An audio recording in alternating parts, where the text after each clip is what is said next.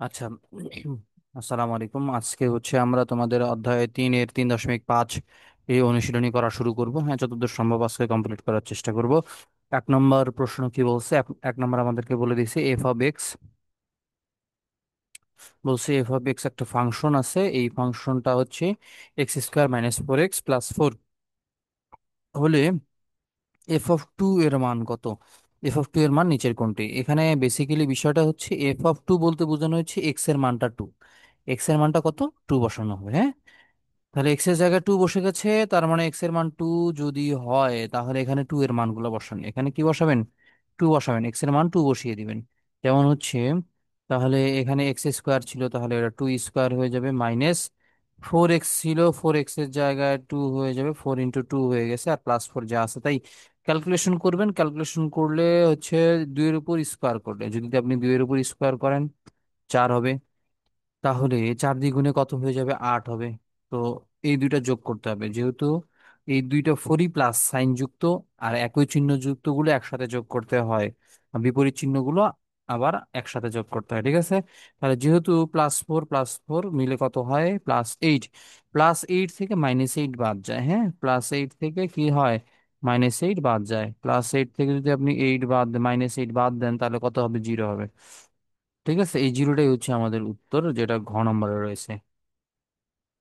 ওকে, আমরা 2 নম্বরটা দেখবো। হ্যাঁ, তো তারা 2 নম্বরে বলছে যে একটা রাশি দেওয়া আছে, তাই না? ½ × a + b² - a - b² এর মান নিচের কোনটা হইতে পারে? এর মান নিচের কোনটা হইতে পারে? খেয়াল করেন, এখন হাফ ঠিকঠাক আছে, এতটুকুর মান। এটা কিন্তু 4ab এর সূত্র করছি। 4ab এর সূত্র কি? 4ab এর সূত্র হচ্ছে a + b² - a - b²। বুঝতে পারছি মনে হয়, এটা কিন্তু মুখস্থ করতে হবে। 4ab এর সূত্র হচ্ছে a + b² - a - b²। কেমন? a - b²। তাহলে এই সূত্র অনুযায়ী আমরা 4ab বসায় ফেললাম। হাফ গুণ আকারে ছিল, গুণ আকারেই থাকবে। এখন 4কে যদি আমি 2 দিয়ে ভাগ করি থাকবে কত? এই 2 দিয়ে এই 4কে কাটলে থাকবে হচ্ছে 2। ঠিক আছে, তাহলে এই 2 আর ab আমরা বসাই দিলাম 2ab। তাহলে উত্তরটা হচ্ছে আমাদের 2ab। হ্যাঁ,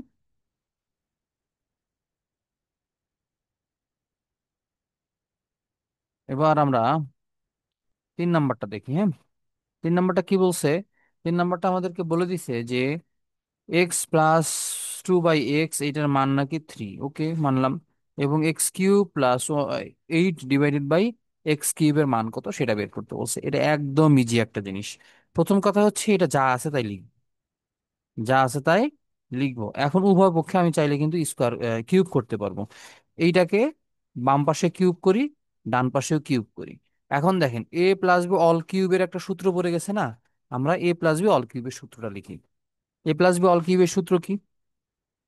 a + b অল কিউবের সূত্র হচ্ছে a³ + b³ +3ab * a+b। ঠিক আছে, মানে a+b, এটার যদি আমি অল কিউব বের করতে চাই তাহলে অল কিউবের উত্তরটা কিভাবে হবে? এটার সূত্রটা হচ্ছে এরকম, যে a³ + b³। এই সূত্র মনে রাখতে হবে, যদি মনে না রাখতে পারেন তাহলে কিন্তু আর হবে না। 3ab * a+b। ঠিক আছে, এটা কিন্তু হচ্ছে সূত্র। তো এই সূত্রটা মনে রাখতে হবে। কেমন?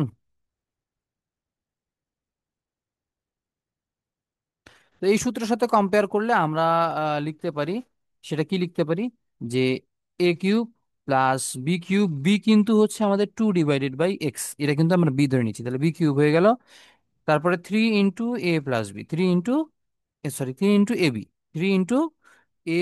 আর এটাকে বি ধরে নিয়েছিলাম, মানে 2/x কে বি ধরে নিয়েছিলাম, ab। এবং a + b মানে x + 2/x। Okay, is equal to কত? 27। = 27। কেমন 27 পাইছি? দেখেন, 3-এর উপর কিউব করলে কি হয়? 3-এর উপর কিউব করলে 27। এখন অনেকে জানেন না 3-এর উপর কিউব করলে কি হবে। 27 হয়। 3-এর উপর কিউব করলে কিভাবে 27 হয় এটা আমরা জানি না। 3-এর উপর কিউব করার অর্থ হচ্ছে 3-কে 3 বার গুণ করতে হবে। 3-কে 3 বার গুণ করতে হবে। 3-কে 3 বার গুণ করলে কত হয়? এই দুইটাকে গুণ করেন, 3-3-9। এই 9-এর সাথে আবার এই 3 গুণ হবে। এই 9-এর সাথে এই 3 গুণ গুণ হইলে কত হবে? 3-9 27। এইখান থেকে কিন্তু আমাদের 27টা চলে আসছে, ঠিক আছে। ওকে, আশা করি বুঝতে পারছেন। তো এইভাবে আর কি আগাইতে থাকতে হবে। তাহলে হচ্ছে আমরা এখন বসাই। তো এখন এইটা দেখেন, এক্স কিউবে থাকে। এই অল কিউবটাকে ভাঙাইলে হয় 2-এর উপর কিউব এবং নিচে এক্স-এর উপর কিউব। আর 2-এর উপর কিউব করা মানে কি? 2-এর উপর কিউব করা মানে হচ্ছে 2 cube equal two 8। 2 cube equal two কত?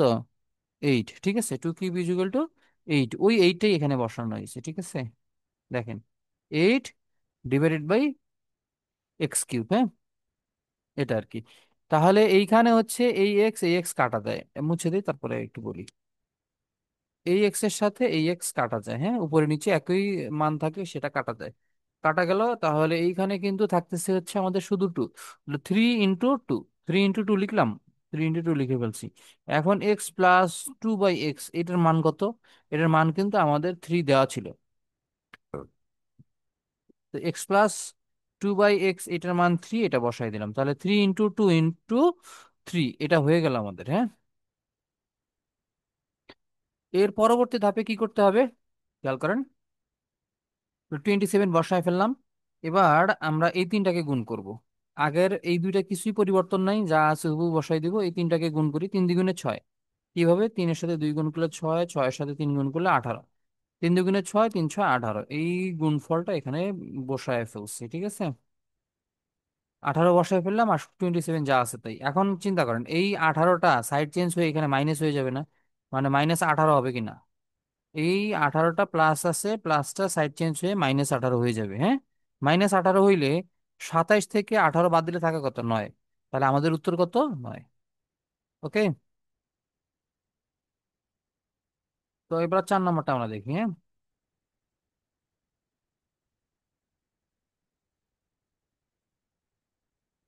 4 নম্বরটা বলছে p⁴ প্লাস p² + 1 এর উৎপাদকে বিশ্লেষায়িত রূপ নিচের কোনটি হইতে পারে?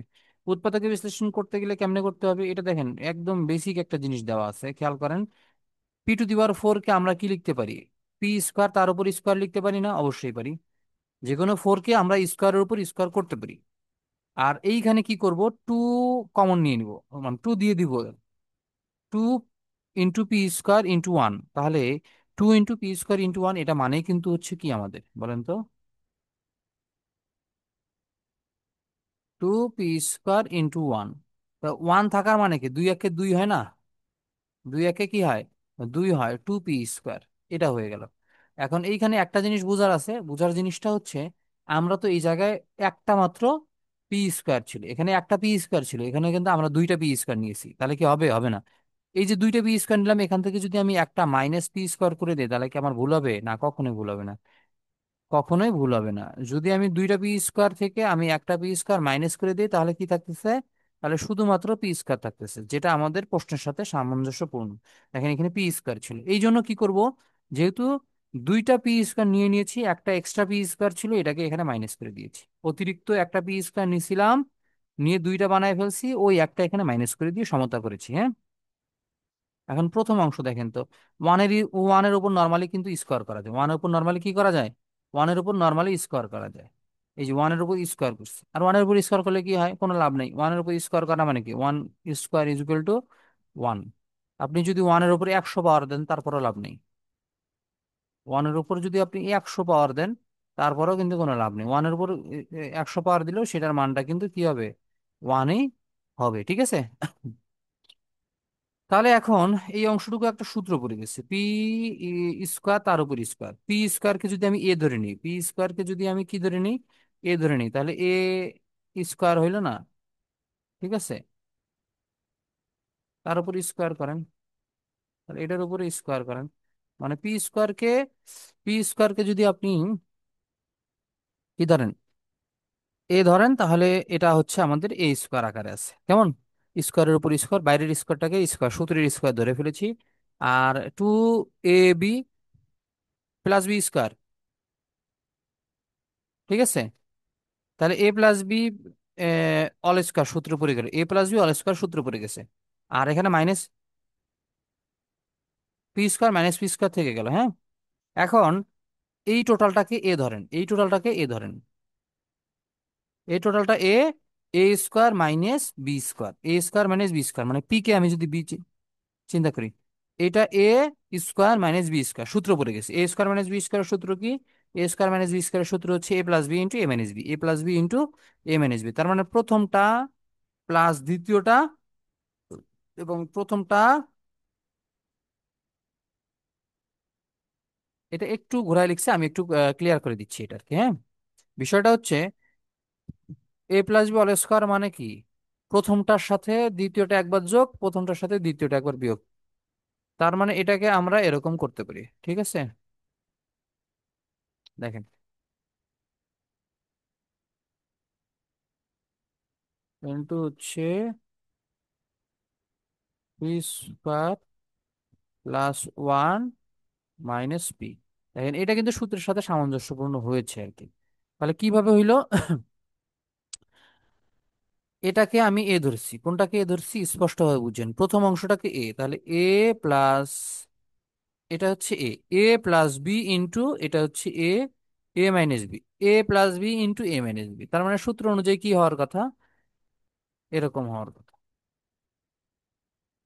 এটাকে এ ধরছি, তাহলে এ স্কোয়ার মাইনাস বি স্কোয়ার মানে হচ্ছে পি, পি এর উপর স্কোয়ার, তাহলে এ স্কোয়ার মাইনাস বি স্কোয়ার, এটাকে ভাঙাইলে এরকম ফরম্যাট চলে আসবে, এরকম ফরম্যাট চলে আসবে। এখন আমরা এটাকে সাজাই লিখছি, সাজাই লিখছি মানে পিটাকে ওয়ানের আগে দিছি, এই মাইনাস পিটাকে ওয়ানের আগে দিয়ে এখানে বসাই দিছি, ঠিক আছে। P square plus P plus one, আর P square minus P plus one, ঠিক আছে। জাস্ট হচ্ছে জায়গাটা পরিবর্তন করে দেওয়া হয়েছে। এখন এটার সাথে যেটা মিলবে সেটাই উত্তর, এটার সাথে যেটা মিলবে সেটাই উত্তর। আমাদের ঘ নাম্বার মোটামুটি মিলে যাচ্ছে, তাহলে এটাই হচ্ছে আমাদের উত্তর। আশা করি বুঝতে পেরেছেন।